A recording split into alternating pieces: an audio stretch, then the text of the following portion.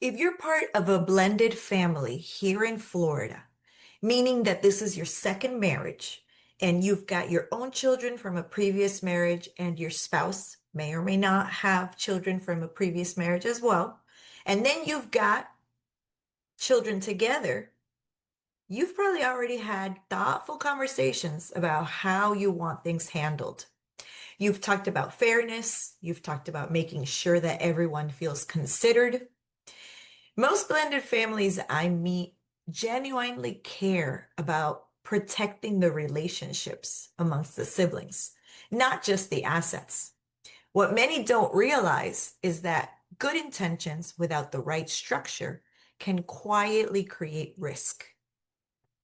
I often meet parents in blended families who say things like, everyone gets along, so we're not too worried, or we trust each other to do the right thing.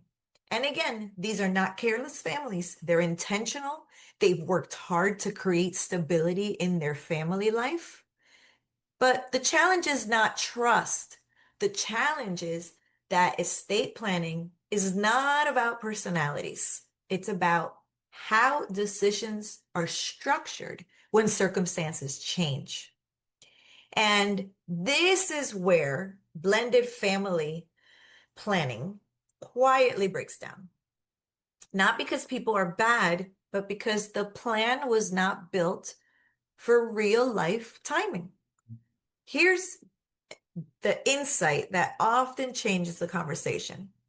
Fairness is a value, but structure is what protects it.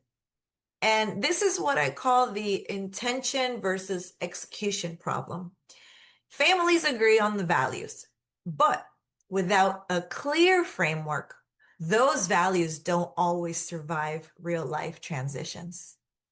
In blended families, planning has to account for timing, authority, and how decisions get made, not just who ultimately receives what. Without a framework, even families with the best intentions can unintentionally create confusion, delays, conflict, and a lot of expense for their family. That's not because anyone did anything wrong. It's because the structure just was not designed for the complexity of the family.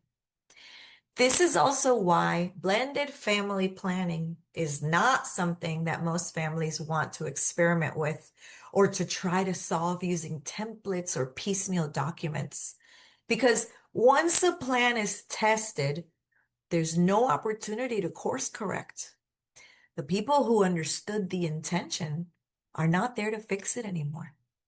That's why thoughtful families usually want a strategy that's built intentionally from the very start.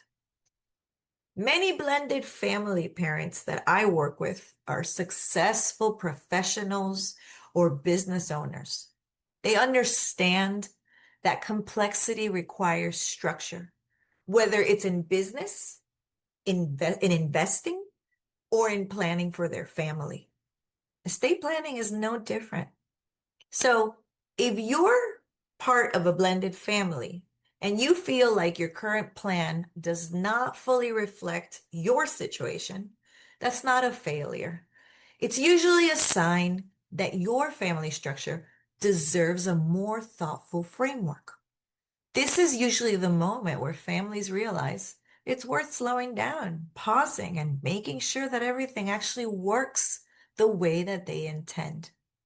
If this resonates with you, I go into much more detail about this in my upcoming live webinar. We'll walk through how Florida families, including blended families, think about estate planning as a strategy and a framework, not just documents. If you're someone who understands that complexity deserves structure, you can register on my website, www.familywealthlaw.net/webinar.